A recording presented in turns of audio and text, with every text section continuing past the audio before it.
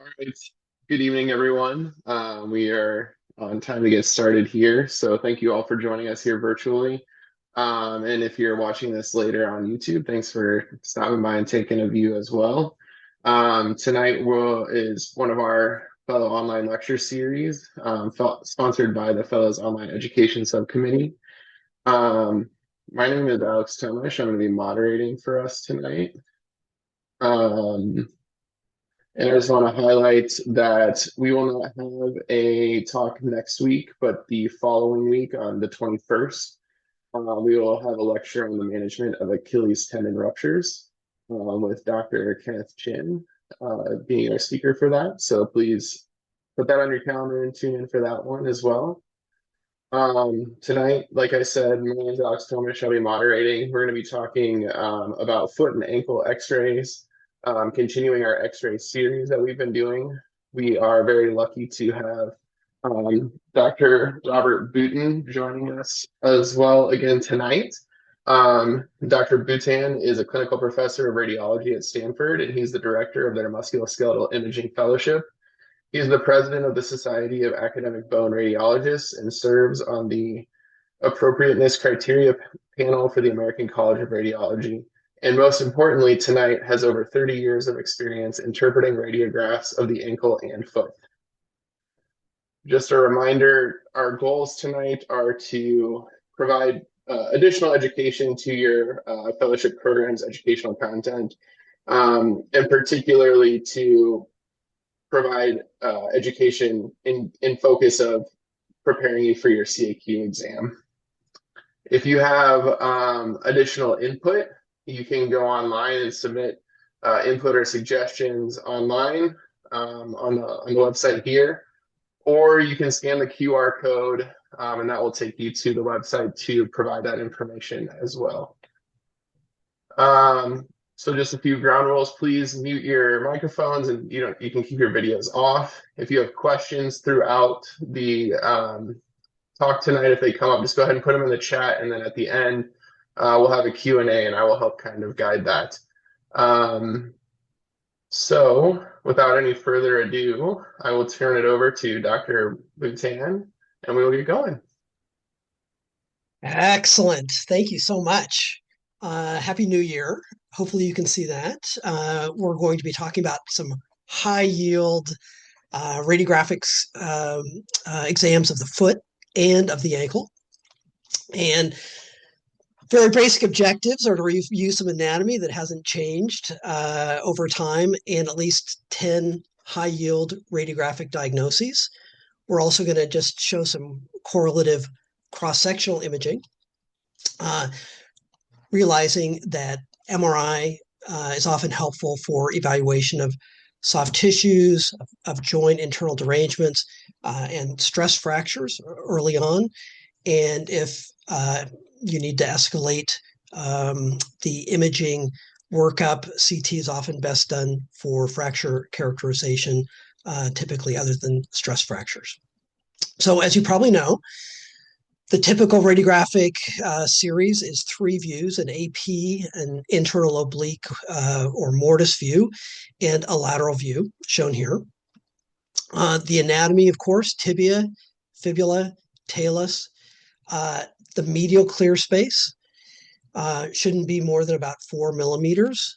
It should be about the same width as the superior clear space and not a lot wider. Otherwise, we're worried about ankle mortise incongruity, things that can be done to work up patients besides just regular weight bearing if they don't tolerate weight bearing is a gravity stress view. On that, any of these exams, you can look for widening of the syndesmosis. It should be less than about 6 millimeters. And in terms of the hot spots where fractures are most likely to occur, it's a pretty good idea, in addition to looking at where patients have pain, the common spots for fractures, including ones that are missed, include the lateral malleolus region, distal fibular shaft, all the way down to the lateral malleolus, the medial malleolus, less commonly injured, but certainly an area for fractures to occur. Other places that will be showing unknowns that, and it will be helpful to know about places to look, include the talar dome, lateral talar dome, and medial talar dome. And then various avulsions of bone, including characteristically the lateral process of the talus. These patients often may be diagnosed as just having a sprain because it gets missed, these little avulsion fractures, and sometimes they go on to non-union and are a source of ongoing pain. I do want to mention that it's, even though people often focus on the AP and oblique or mortise views, the lateral view is super important. And sometimes it's easy to gloss over the lateral view because there are all these overlapping bones. But sometimes a fracture like a Weber B fracture in the distal fibula will be best seen on the lateral. Keep your eye out also for posterior malleolus fractures that can be easy to miss. If they're more than about 25% of the articular surface, they may undergo surgery. Obviously, it depends on whether the patient has syndesmotic widening and instability. So easily missed fractures on the lateral view. We talked about the ones at the malleoli. Other ones, sometimes there are little avulsions dorsal to the talonavicular joint. Sometimes we have a stress fracture perpendicular to the main trabecular axis in the calcaneus. That's typical of a stress fracture in an athlete. Very, very commonly missed are fractures at the anterior process of the calcaneus. Again, there are a lot of overlapping structures, but these often go on to non-union and can be a cause of persistent pain. And then various fractures that we'll talk about in the midfoot region, but always, always, always try to look at the base of the fifth metatarsal on ankle radiographs. Sometimes the base of the fifth metatarsal is hidden beneath these other bones, depending on how the lateral view is taken, but definitely try and take a look at that. Finally, I'll just say for Lisfranc injuries, a lot of times there's a subtle offset that one will see at the midfoot on the lateral view, particularly with weight bearing. So we'll put that into action in just a minute, but I just want to finish just a couple of highlights regarding anatomy so we're all on the same page. Very basic stuff. The hindfoot, of course, composed of the talus and calcaneus. That hindfoot is separated from the midfoot, aka the tarsal bones, by the Chopart joint. And the midfoot is separated from the forefoot by the Lisfranc articulation. And you can also see these on the oblique view radiograph here. All right, so last thing I want to mention is when we look at a lateral radiograph, we commonly look and see whether the patient's arch is normal or not. And there are different ways of doing it, but the sort of quintessential way of doing that is to draw an imaginary line along the long axis of the talus, and it should be collinear with the long axis of the first metatarsal. So that talo-metatarsal or Meary's angle should be 0 degrees, and it shouldn't be more than about 4 degrees off that. If it is, you're either dealing with pes planus, or less commonly, people coming in with pes cavus. Pes planus often associated with PTT dysfunction, pes cavus often associated with peroneal tendon derangements. So what about this case? Our first unknown of the evening, is this pes planus or is this pes cavus? Well, we draw that long axis line along the talus, and you can see it totally misses the long axis of this first metatarsal. This patient also has an increased calcaneal inclination angle.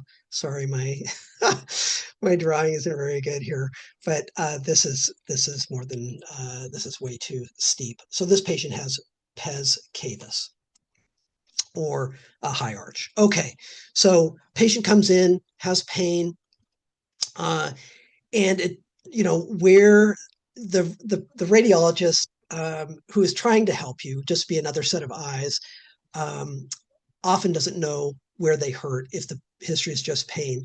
So if you want to have somebody else helping you look at these things, letting the history reflect the location of any symptoms and the acuity can be super helpful. After all, there are 30 bones and a variable number of sesamoid bones in the foot.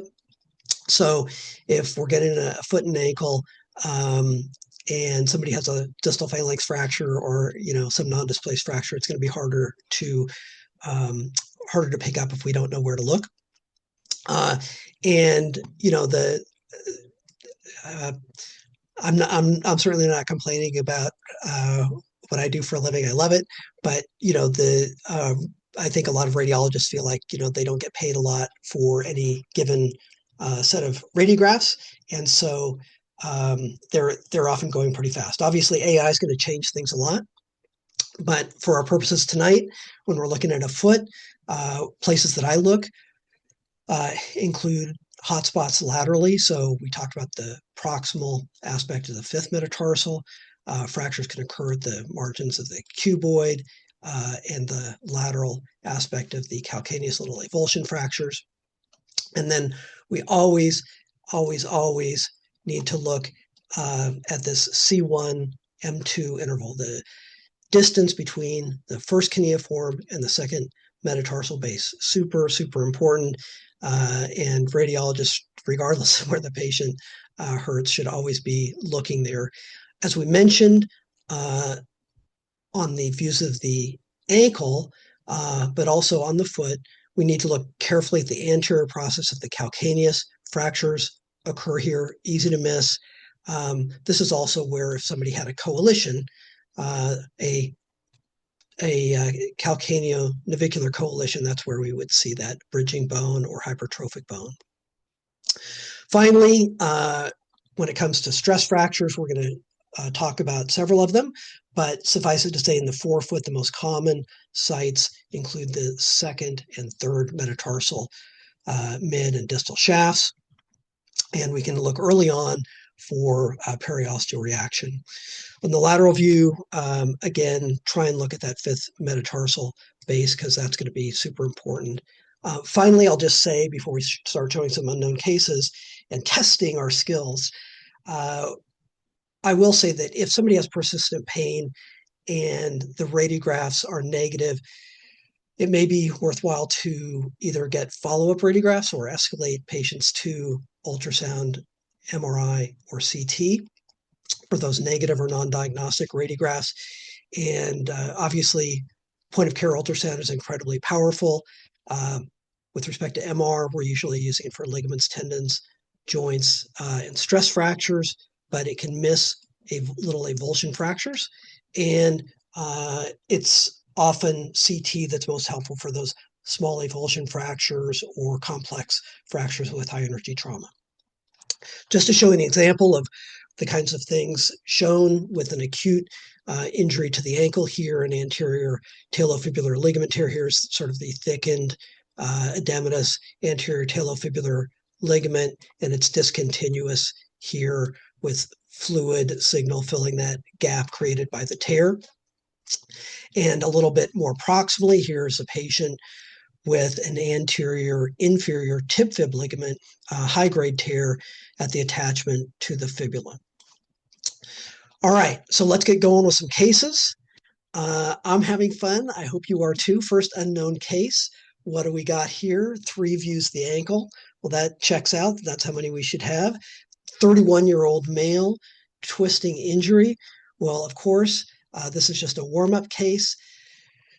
A Weber B fracture, an oblique fracture through the distal fibula at the level of the syndesmosis and tibial plafond. Often relatively subtle on that AP view, and often that lateral view can be helpful in sorting things out. Okay, companion case, twisting injury, diffuse pain and swelling. What's the diagnosis? Well, if we have one of these distal fibular fractures, and we said they can be subtle on the AP view, here you can just see a little cortical step off there with some adjacent linear lucency. we have to look really carefully at the ankle mortise, because that's going to, if the mortise is stable, they're probably not going to undergo surgery. But if they have ankle mortise incongruity or instability, they're going to undergo surgery. So this was just a little bit wide. They were unstable. They underwent an ORIF of their distal fibular Weber B fracture, and then a tightrope syndesmotic fixation with interval reduction of that medial clear space that had been widened preoperatively.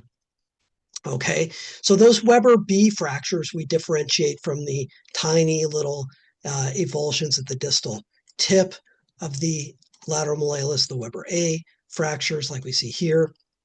You can see a lot of soft tissue swelling in this person. There's also a big joint effusion here. Another example of a Weber A fracture that's subtle because it's non-displaced is shown here. You can see the subtle linear lucency. Again, it's below the level of the talar dome and syndesmosis. So it's a Weber A. And again, big joint effusion in the ankle. Okay, so obviously these are typically treated non-operatively unless somebody has recurring twisting injuries and instability, and some surgeons will then treat them if they fail conservative therapy with a Brostrom procedure, for example, particularly if they have other injuries like a talar dome osteochondral injury. So these Weber A fractures can be subtle if they're non-displaced, like we see here, as with fractures elsewhere. Okay, one more recollection here of a Weber B fracture to differentiate it from the Weber A fractures that we just saw down at the distal tip of the lateral malleolus. Okay, so as we progress here, we have three views of the ankle, AP, oblique, and lateral views.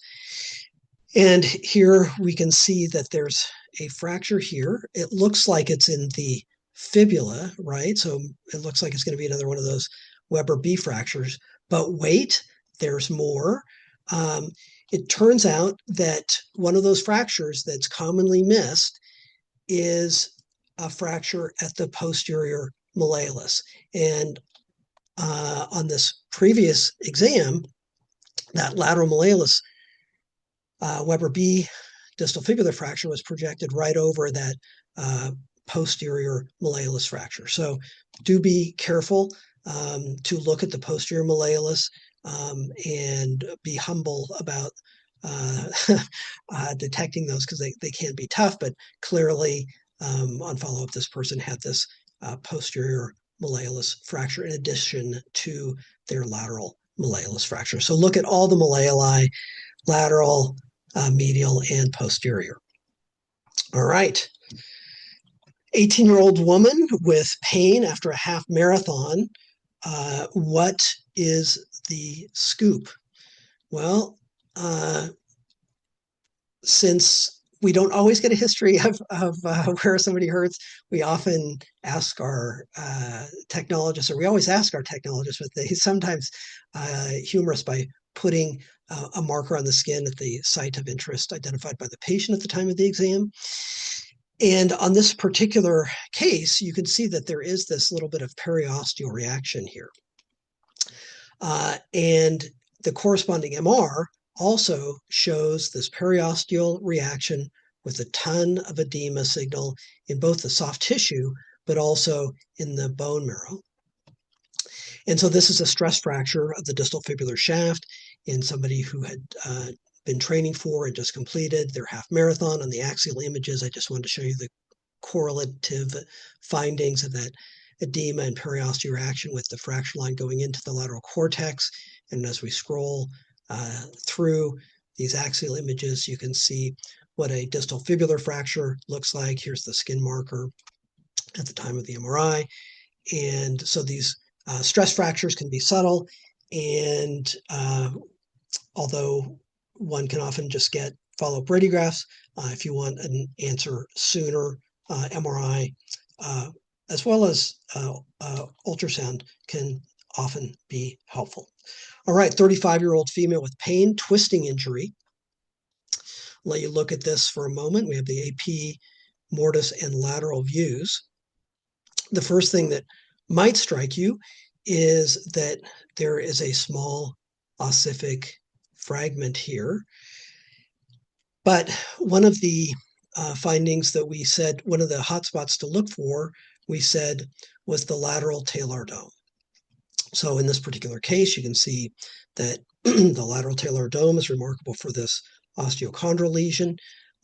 You can see that this fleck of bone or osteochondral fragment is really just sort of the tip of the iceberg, with even more prominent abnormality in the subjacent subchondral bone seen on the MRI with a bunch of edema. Here's the pain marker. They had some effusion and synovitis as well. So on the sagittal images, you can see, I haven't windowed it very well, but there is some chondrosis. There's a little osteophyte, and there is this joint body. Whenever we look and find an osteochondral lesion, we should always be looking for a joint body. It's conservation of matter. If you have a chondral or osteochondral lesion, look for the loose body or joint body. All right, so this is a case of a lateral talar dome osteochondral lesion here, and you can get a sense that there's some vague sclerosis underneath it, but with the fluid signal undercutting it and the displacement here, it was an unstable, slightly displaced fragment at the lateral talar dome, and it underwent surgery. A couple of quick companion cases to show you how subtle these injuries can be. 47-year-old male, twisting injury. We have our 3 views of the ankle. And it's just a great idea in your search pattern to always look for these areas of what looks like cystic lucency at the talar dome. So here again, the correlative MRI, where you can see this osteochondral lesion, a bunch of adjacent edema, and here this defect in the cartilage extending down to the subchondral bone. So, sometimes these patients just present with ongoing pain, recurring twisting injuries, and it's just a great idea to look for these osteochondral lesions. This patient underwent arthroscopy with a cartilage repair procedure and debridement of synovitis. One last example, what does this patient have? They had a twisting injury, not that much soft tissue swelling. We go through our search pattern, lateral, malleolus, posterior malleolus, etc. But in our search pattern, we know to look for this subchondral cystic lucency here at the medial talar dome. Again, an MRI showing beyond any doubt that there's an osteochondral lesion, and this patient underwent surgery as well. All right, on to our next fascinating case. A 21-year-old collegiate athlete, sprain or traumatic injury was the history with lateral malleolus pain. We looked very carefully at the lateral malleolus, and it looks pretty darn good. But this is a Division I athlete. They want to know what's going on, and the radiographs were negative, so they go on to have this MRI. The MRI shows that there is this ill definition in the anterior talofibular ligament, a bunch of adjacent edema. That's consistent with a sprain, but you can see there clearly these intact fibers of the anterior talofibular ligament. So that is largely intact. Here's the posterior talofibular ligament that essentially never tears. But as we scroll proximally in this patient, we get into even more edema. And this low signal intensity is the anterior tib-fib ligament that's torn and balled up. So this patient had an anterior tib-fib ligament tear, a high ankle sprain or injury, and you can see the edema signal extending into the syndesmosis. So just to give you an idea of one of the things that can be shown on MRI that may be difficult to see on radiography. So this again, a high ankle sprain or injury that was accompanied by this high-grade tear in the anterior talofibular ligament. Very good. All right, next case, history of pain that had been persisting. What do we have? Lateral mortise and AP views. What do you see? Well, we go through our search pattern: lateral malleolus, medial malleolus, posterior malleolus, talar dome. So far, so good. Now on to one of those things that can be easily missed. Patient gets sent out commonly with a history of ongoing pain, and then they come back to us. So very helpful is knowing that the patient was a snowboarder with lateral pain. We say, oh, we better not just stop looking at the lateral malleolus, we better keep going down distally. We did look at the lateral malleolus laterally. That looked okay. We didn't see anything at the cuboid, but here, when we follow the lateral process of the talus down, we only get to here, and then there's this linear lucency at the base of the lateral process of the talus. So like other fractures, it can be tiny, treated non-operatively. It can be sort of a medium-sized one, or it can be a big one greater than a centimeter that is often treated operatively. But regardless of the size, they can be go on to non-union, like this one did, and be a cause for persistent pain that it's better to catch earlier rather than later. So the talus is fractured. It's just a lateral process of the talus, and characteristically described in snowboarders. Here, a companion case, again, a subtle linear lucency here at the lateral process of the talus. And it was so subtle, in fact, that the patient went on to advanced imaging to prove it. And here it is on the CT corresponding to the radiograph. You can see this fracture here. So lateral process of the talus fracture. We can also see them on MR, of course. This is the little bit bigger one. Here's the fracture line. This ended up getting treated surgically, but you can see the bone edema. Here's the fracture fragment on the fluid-sensitive fat-suppressed image and on the coronal PD image. Very good. So with these, it's often helpful, as I mentioned, if we want to keep the holes of the Swiss cheese from lining up with misses, if we know where where the pain is, and even how their injury occurred, such as with snowboarding. All right, history, pain. Well, that doesn't narrow it down very much. Let's see what we can find. Persistent pain after a sprain. And we mentioned that one of the common spots for fractures to be missed is at the anterior process of the calcaneus. So here's this fracture, and super commonly missed, super common to go on to non-union, super common to be a cause of persistent pain. Not very commonly, usually it's not operated on, but it is good to know where the pain generator is. CT was obtained, and this ended up being a little more extensive, as you can see. And these fractures at the anterior process of the calcaneus are definitely worth trying to look for on the lateral view through all those overlapping bones. All right, next case. It turns out that a lot of times people have these little avulsion fractures off the talus or calcaneus. This one is a characteristic fracture, avulsion fracture of the extensor digitorum brevis, and characteristically seen as a small fleck at the anterolateral margin of the calcaneus with soft tissue swelling in the acute setting, not to be confused with the normal os perineum sesamoid bone, right? Typically, they're adjacent to the cuboid groove.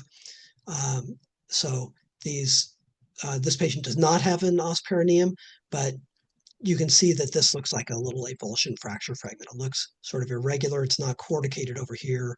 It's corticated here. So this has been donated from the calcaneus there.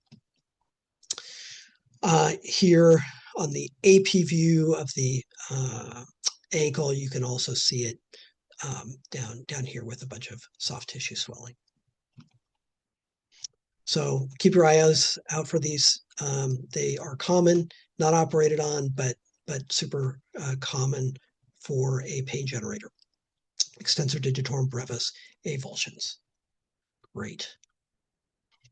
Moving along, case number 9, bilateral pain. Bilateral pain. It was chronic. Here we're looking at the left, and here we're looking at the right. I don't see a fracture. What could be going on? Well, let's magnify this a little bit. So here at the left side, what do we see? Well, one of the classic findings to look for on the lateral radiograph is the so-called C sign. So the C is a continuous arc of what looks like sclerosis or mineralization that goes from the talus to the calcaneus. You can also see that there's a little bit of rounding here to the talus, and it just looks a little dysmorphic here. It's all due to a subtalar coalition. Okay, so these are the kinds of things that sort of show up in clinic without often a history of a good twisting injury, but people often miss them for quite some time because they're obviously sort of subtle, but they are sort of a classic thing, and they certainly get shown on radiology boards. Here, sort of a reverse C. A lot of times these subtalar coalitions, of course, are bilateral. The two most common types of coalitions are subtalar, that is talocalcaneal, and the other, depending on the series, about the same prevalence, is between the calcaneus and the navicular. Those are best seen on oblique views of the foot. So the two common types of coalition, subtalar and calcaneonavicular. On CT, you can see why it sort of had that funny rounded appearance and dysmorphic appearance. This is a different patient, but it still has that hypertrophic bone that's characteristic with medial downsloping of the sustentaculum tali. That's never normal. And because of the abnormal biomechanics, there's all this reactive change at the sustentaculum tali along this non-osseous, in this case, coalition. So let's take a look at a companion case just to make sure we understand that concept seamlessly. A 31-year-old male with pain. This person did have a twisting injury. We look for all of our hotspots for fracture. We run the lateral malleolus, the medial malleolus, the posterior malleolus, on and on, but we don't see a fracture. But the patient goes on to CT, and what had been missed on the radiograph was this sort of continuous arc of sclerosis, the so-called C sign. And here on the corresponding CT, you can see why you get that appearance on the radiograph. The CT shows here an osseous fusion. The last CT I showed you was a non-osseous coalition, but here you can clearly see it's a coalition, a subtalar coalition, that it has this mature osseous bridging bone, and it's hard to see on the radiographs. So just be aware that these are commonly missed. They can be hard to see radiographically, and often a high index of suspicion is needed. On the corresponding MRI for this patient, you can see the bridging bone across the sustentaculum tali, middle facet, and the abnormal biomechanics is resulting in all this bone edema. between the sustentaculum tali of the calcaneus and the adjacent talus. One more image here, an MRI, coronal proton density and FATSAT T2 fluid sensitive images showing that that subtalar mature coalition that we could hypothesize was present on the radiographs, but it's reasonable to get advanced imaging if the diagnosis is in question. Next case, increased walking. Patient has pain, maybe plantar fasciitis. What's going on? We have a couple of views here. An additional view was obtained. This is a Harris-Beath or axial view of the calcaneus. Often not super helpful, but just so you're aware that that's in the armamentarium. And there is sort of this vague area of sclerosis that can be seen on the Harris-Beath or axial view of the calcaneus, but is better appreciated on this lateral view if we look for it. So the main trabecular pattern for the calcaneus goes in this direction, and the characteristic orientation of a stress fracture in the calcaneus is in the calcaneal body, perpendicular to the main axis of these trabeculae. So this is indeed a stress fracture in the calcaneus, not plantar fasciitis in a patient who had undergone increased walking. Here, sagittal images, T1 and FATSAT fluid sensitive T2 weighted images, and you can see this fracture line in the calcaneus body, as well as this adjacent bone edema in the calcaneus, commonly reflecting that that is indeed the pain generator. Plantar fascia here looks great. On the axial image, sort of corresponding to that Harris-Beath view, you can see that a characteristic pattern, most commonly stress fractures, certainly early on, don't go all the way through the bone like this. And with any luck, we catch them before they complete themselves. Radiologists, I think sometimes some clinicians I speak with talk about stress fractures as fractures that are subtle or occult radiographically. Radiologists in our world, we talk about stress fractures as repetitive microtrauma resulting in failure of bone. And if it's biomechanical overload in normal bone, then that's a fatigue type of stress fracture. And if it's a fracture that occurs with repetitive microtrauma that's physiologic microtrauma in weakened bone, we call that a fatigue type of stress fracture. So sometimes all those terms get conflated, but just to be aware that if you are seeing reports, we regard that as the proper usage of the terms stress fracture, two types, fatigue and insufficiency types of stress fracture. And those are both due to repetitive microtrauma on the bone, one in normal bone, one in weakened bone, often osteoporotic bone in older patients. So this was a middle-aged woman who had been walking. You can see the stress fracture that we've been talking about. And when you see a stress fracture, as you, I'm sure, know, we need to think about bone density and bone health. So radiographs sometimes can give us a sense of the bone quality, but not always.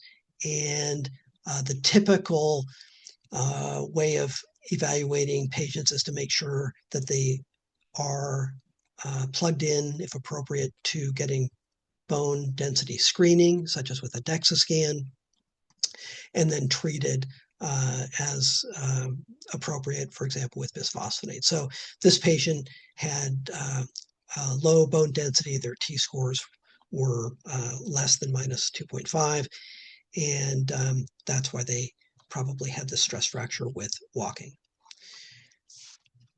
This is an elite 18 28-year-old female runner. She had just competed in some national championships running through pain, and she comes in and has these radiographs. So the patient had been diagnosed with Achilles tendonitis, and you can get a sense maybe that the Achilles tendon is a little bit thickened here. Certainly, she had some symptoms back there. But of course, the finding of note is a stress fracture in the calcaneus, and this time it's progressed much more than in the last patient. You can see that it's essentially complete through the bone. There's some displacement or flattening, some step off, accompanying fluid in the deep infrapatellar bursa, and some relatively mild Achilles tendinopathy or tendonitis. So these patients obviously have apparently a high pain tolerance and are highly motivated to compete when they're at the elite level. And unfortunately, the workup for this patient had been delayed owing to a clinical diagnosis of Achilles tendonitis when they had this stress fracture, subsequently confirmed by the radiographs, MRI, and here the CT scan. So here again, the radiographs just to point out the obvious fracture. Obviously, patients who are in this demographic can have female athlete triad, now referred to as RED-S, relative energy deficiency in sport, and bone density evaluation may also be appropriate in these patients as well. So be aware of these fractures. All right, we're making good progress. A few minutes left. Let's talk about this basketball player with pain. Basketball player with pain. The radiographs are pretty tough here, and I would think this would be one that one would have a low threshold for advancing to advanced imaging. What could possibly be missed? Well, they had midfoot pain, and this patient had this fracture in the navicular. Oftentimes, these are hard to see on radiography, but these stress fractures in the navicular are characteristically seen in certain athletes, like basketball players, and they often are addressed pretty aggressively by foot and ankle surgeons with internal fixation. So just be aware of this pattern of fracture in the navicular. Here on MRI, you can see the characteristic location just at the distal aspect of the talar head with this adjacent bone edema adjacent to this fracture line in the navicular. Here in the coronal plane, here's the pain marker at the dorsal aspect of the foot, and here is this fracture with adjacent bone edema. Great. Navicular stress fracture. Here, just in terms of things that we often see that may or may not be symptomatic, an accessory navicular bone. These may be small or large. They're typically seen within the distal posterior tibial tendon, and particularly if we see edema in and along the synchondrosis with the navicular, those patients may be symptomatic, and sometimes they undergo resection of the accessory navicular bone with the so-called Kidner procedure.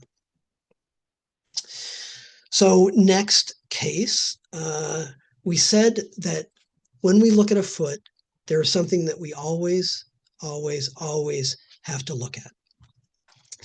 And that thing that we always have to look at is the interval between C1, the first cuneiform, and M2, the second metatarsal base. So we follow the second metatarsal base down, and we measure the distance over to the first cuneiform, and this is too wide. We can also look for offset between the second metatarsal base and the second cuneiform, and look for little fragments of bone in that interval. So this is the way the CT looks. The fractures at the base of the metatarsals can be super subtle on radiographs. So clearly it makes a lot of sense to get weight-bearing radiographs if the patient tolerates that, to look for this widening between C1 and M2. Of course, most CT scans are non-weight bearing. So CT is something that's often helpful to, if one wants to look for these little fractures in the characteristic location between C1 and M2. So this is a characteristic little avulsion fracture, a Lisfranc injury. On MRI, there are three components of the Lisfranc ligament complex. There's the dorsal Lisfranc ligament. Often that goes first. There's this interosseous Lisfranc ligament, and then there are plantar ligaments. So on MRI, we can look at the ligaments specifically, but it's hard to delineate on MR little fragments like this. They're commonly missed on MR.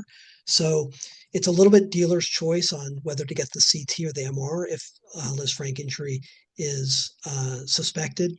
I think many would say that, certainly with high energy trauma in the acute setting, CT is the way to go. On the other hand, an athlete, delayed presentation, lower energy injury, MRI is often helpful for looking directly at the ligaments. So here, just another look at widening of that C1-M2 interval on radiographs in this patient who had this MRI that we saw. So just another companion case showing the typical appearance of the subtle widening. So you just really have to have a high index of suspicion for these injuries and looking for little flecks of bone in that interval.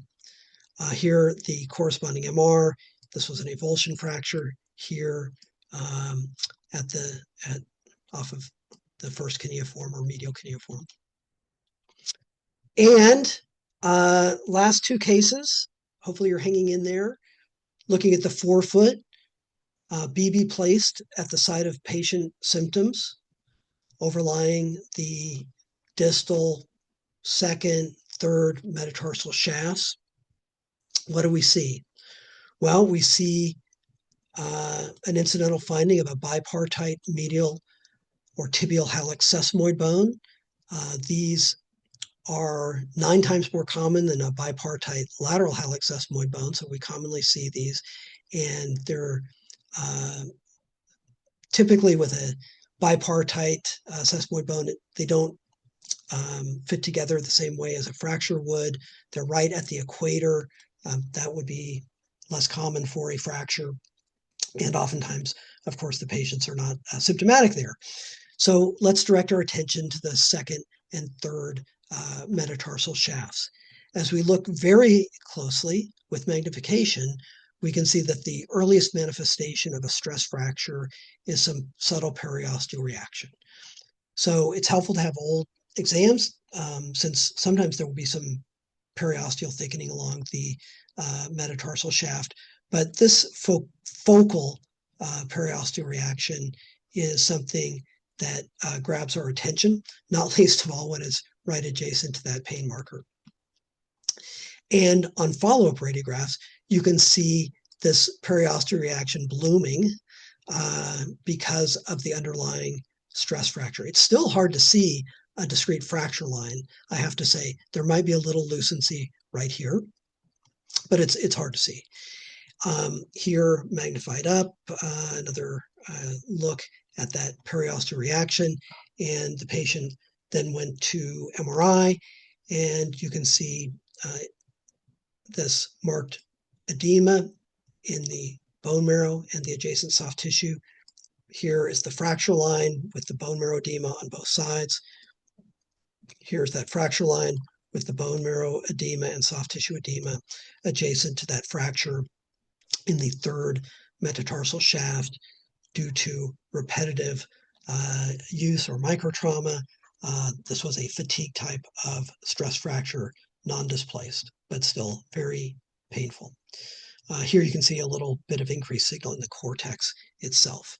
So be aware of looking for this periosteal reaction that can be so characteristic of a stress fracture.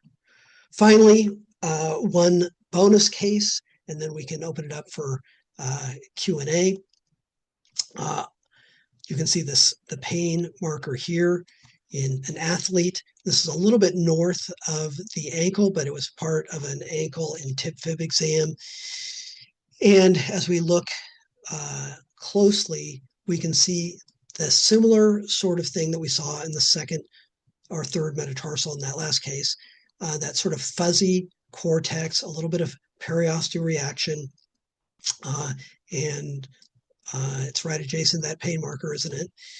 And this is a patient who also, if we look carefully on the lateral view, has this linear lucency that is representing a stress fracture in an athlete. The corresponding MRI shows the linear high signal intensity in the cortex itself with bone edema in the subjacent medullary canal, as well as this periosteal reaction and edema signal overlying the stress fracture in the distal tibial shaft. So we've talked about hotspots to keep your eyes peeled for. We said to keep a lookout for the lateral malleolus in your search pattern, obviously the medial malleolus as well. We also said little avulsion fractures can occur in the talus, but the ones, those are not typically a surgical issue. The ones that are a surgical issue are these osteochondral lesions at the talar dome, and they can be sort of subtle because the tibial plafond is projecting over here and can make things sort of difficult. So look at the medial and lateral talar dome in anybody who's had a twisting injury. Among those small yet characteristic and frequently missed fractures involving the talus, I would include a lateral process of the talus fracture. So let your eyes run down beyond the lateral malleolus to try and get a look on the, typically it's only the AP view that you'll see these fractures. Other easily missed fractures we talked about include posterior malleolus, calcaneus, little avulsions that can occur at various locations in the midfoot region, but emphasizing the anterior process of the calcaneus and the fifth metatarsal base. And then finally, the big ones in the midfoot and forefoot. In the midfoot region, this widening at the C1-M2 interval, indicative of a Lisfranc injury. If you see that on a not weight-bearing exam, getting weight-bearing exam, possibly the contralateral side may be helpful, and then additional imaging if needed. And then finally, in the forefoot, we talked about characteristic periosteal reaction, like we can see with a third metatarsal shaft stress fracture. I will just say one last case here, since we have 30 seconds left before we get to 25 past the hour, and that is that you'll commonly see this in young patients coming into a sports medicine clinic, and it's worthwhile being very familiar with these sort of bubbly lesions with a sclerotic, well-defined margin, typically in the metaphysis or metadiaphysis of a young patient. The overlying cortex looks great, and this is just a non-ossifying fibroma, or when they're less than 2 cm, a fibrous cortical defect. Some people call them a fibroxanthoma, but whatever you call them, they are considered benign incidental findings. Rarely does anybody ever fracture through these. They're typically just an incidental finding, and the patient and often their parents can be reassured that this is just a non-ossifying fibroma. So with that, I will stop. And if there are any questions, we can talk about them now. Thank you. Thank you, Dr. Boutin. That was an awesome review of foot and ankle x-rays, and then diving into some of the CTs and MRs as well. I will give the audience a second here to throw some questions in if anyone has one. One question that I have, when you're considering advanced imaging, I think you touched on this briefly, but in what cases are you going to move towards CT more so? In what cases are you going to go more towards MRI? Yeah, it's a important issue. So I think, practically speaking, in an emergent situation, like if one is working out of the ED, covering the ED, then often